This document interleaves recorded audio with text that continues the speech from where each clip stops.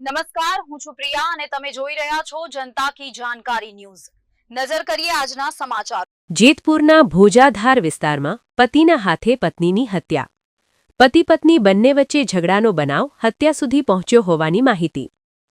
પતિ પત્ની બંને પોતાની દીકરીને ઘરે આવ્યા હતા। પતિના હાથે ગોરકીબહેન ઉર્ફે રેખાબહેન નામની પત્નીની હત્યા।